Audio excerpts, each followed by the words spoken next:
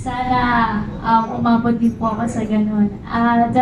Dati po front act lang po ako ni Kuya Gerard. Tapos ngayon makakasama ko na siya sa last song namin. Ngayon. Same with Ate Erica naman po, I feel very honored po na makasama of course si Kuya Gerald na kilala nga po gaya ng sabi niyo, and nakakakaba din siya at the same time kasi magpa-perform ka rin talaga sa malaking crowd na ito yung, sila pa yung mga kasama ko na very known na po talaga sa industry. And like Ate Erica kasi, namunod din po ako sa theater sa school, so I'm very inspired kay Kuya Gerald po. So, sana, soon. Yes po.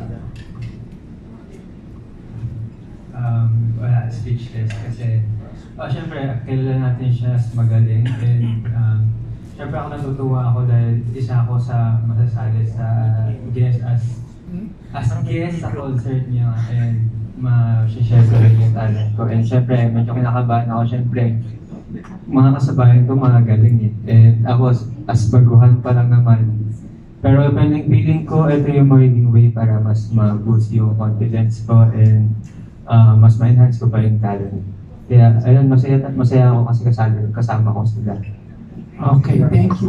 Jassy, MJ, magkasama kayo din sa pelikulang Natapos, tama ba? Yes po. And then Gladys Reyes. Yes po. Unspoken letters po. Oo, ano yung pakiramdam ninyo working dun sa mga veteran stars na katulad ni Glidel, Tonton, at saka si Gladys?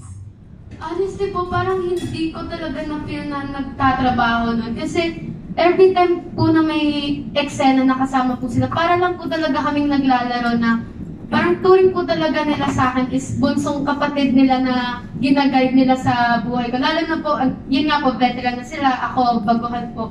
Sobrang dami ko pong natutunan sa kanila bilang tao and bilang sa pagiging artista po. And sobrang, kung bibigyan po ako ng pagkakataon na makatrabaho sila ulit, sobrang nilulook forward ko po yun. Kasi sobrang yung na-build po na friendship. Actually, hindi lang friendship, parang family na po talaga kami doon. Kaya sobrang saya ko po. Si Matet kasama din dito. Yes po, yes. MJ, si Jassy kasi napapanood ko na sa mga pelikula.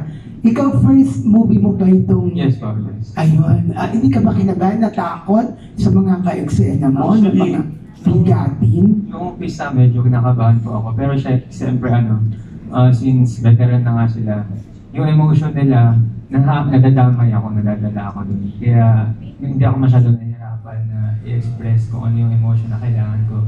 Kasi magagaling talaga sila. Ayun.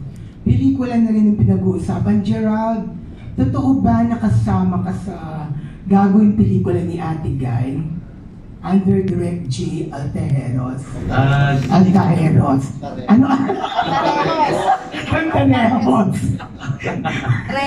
Actually, hindi ko pa siya sure. I cannot answer for now. Parang kasama siya. Oo, kasama ka daw, sabi ng manager.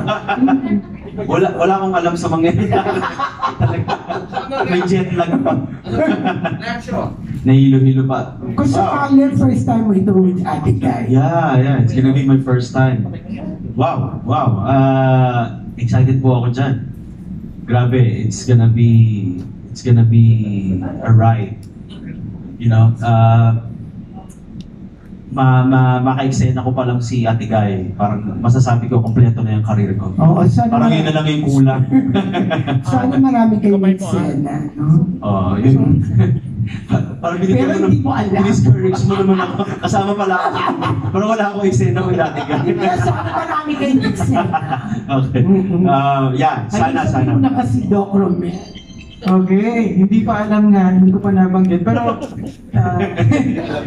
ngayon alam ko na. Papakain na pala ako sa buhay sa Pilipinas. Okay, next natin na lang, beautiful si Alvin.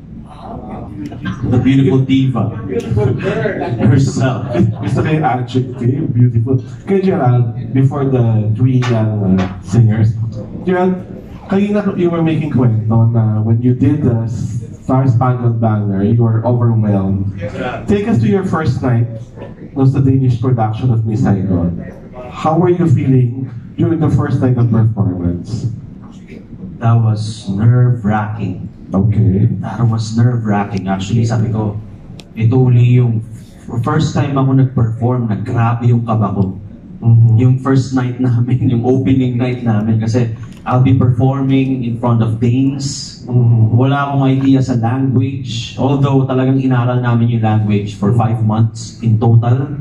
Kasi before I flew to Denmark, I nag-Zoom lessons naman Yes. for Danish language. So, grabe yung kaba. Grabe yung naging kaba ko noon. It was nerve-wracking. Sabi ko, ano kayo magiging reaction nila? Ano yung magiging reception sa akin? Kasi ako nga lang yung although yung aming Gigi is Korean, she grew up in the Netherlands, sa Holland. So medyo malapit din yung marunong siya mag-Dutch. So medyo malapit yung language. So ako lang talaga dun sa principals yung walang idea talaga ako sa language. So ayun, after the performance, So how's the curtain call? the curtain call, wow, ano sila?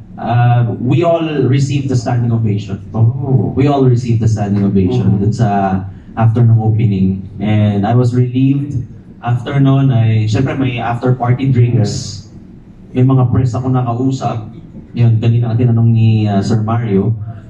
Doon ko narinig yung kanilang mga comments. Sabi nila, that was pretty impressive for someone who doesn't know anything about the language. Yung sabi nila, and yeah, we can prove it dun sa mga lumabas na reviews. Pag binasa niyo yung reviews, kasi we translate it sa English, kasi in English yung reviews eh. Pero maganda yung ano nila, yung reaction nila. Sabi mo rin kanina na yung the UK touring production was parang they brought out the human side of Tuwing. Yeah. Dito, sabi mo it was a more villainous take. Yeah. So, how difficult was that for you to make Tuwing that kind of a villain? It was very difficult for me kasi ayokong mabu after ng show. Okay. Kasi yung character ko lang talaga yung may tendency na ibuka. Talaga ibubuka dahil ikaw lang yung parang kontrabida. Yes. Although sa story naman, Tui is not really the villain alone. Kumbaga, isa rin siya sa biktima ng sitwasyon. So, it was hard for me kasi gusto ko bigyan ng human side talaga yung character ni Tui. Para makita ng audience and ng mga tao yung kung saan nanggagaling yung character niya. Kasi may pinanggagalingan naman talaga. Because of the Vietnamese culture, alam mo yun. So, somehow, it's being justified, alam mo yun, yung kanyang actions. And he's just being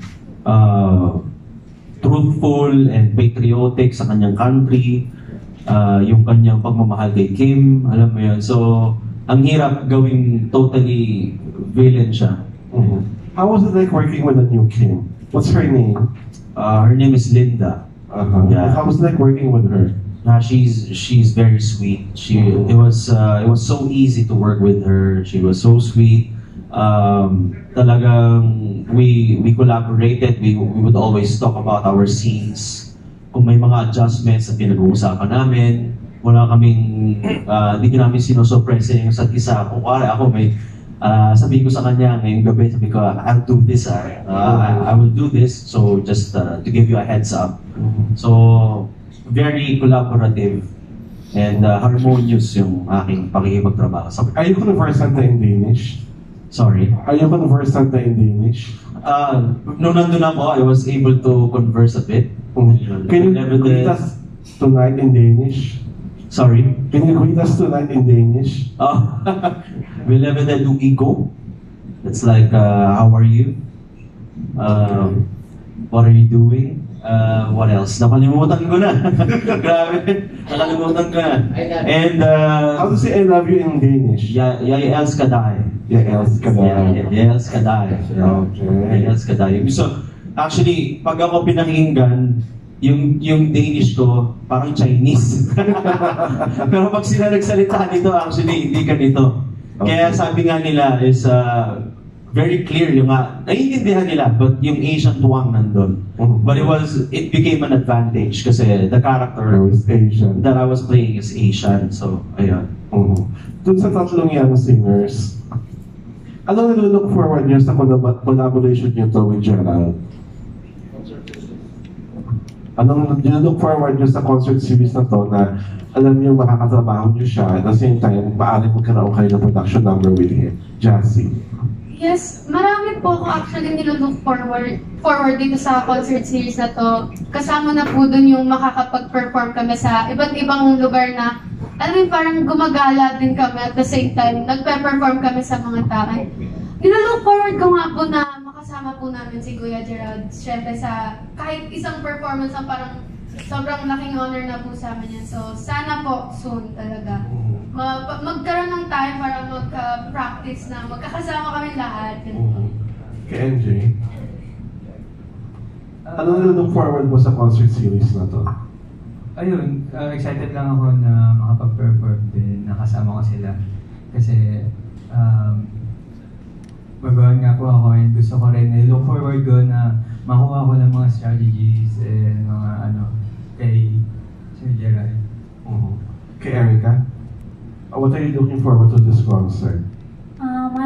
I'm looking forward po na mas marami pa po akong matutunan kasi ngayon pa lang grabe na yung natutunan ko kay Sir Gerard when it comes to theater. And then, nilook forward ko po na yung excitement ko po pagdating po sa pagpo-perform. Lalo na galing po tayo sa pandemic.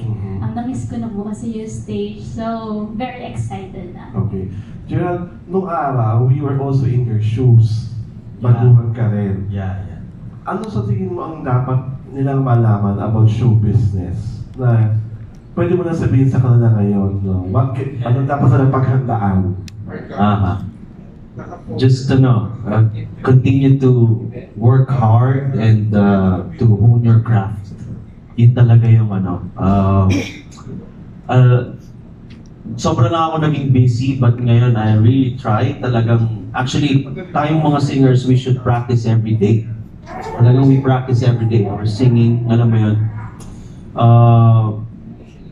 Tapos, be humble, listen to your mentors. Kung may mentors kayo, listen to your mentors. Dahil yan yung makakapagpabuti sa inyo. Listen to your parents. At maging thankful sa mga nare-receive nyo na blessings. Alam nyo yun. And yung pakikisama sa tao, sa press, sa mga minamahal natin mga press, sa lahat, kahit lahat ng antas ng buhay, yung pakikisama nyo sa kanila pantay-pantay. Yan para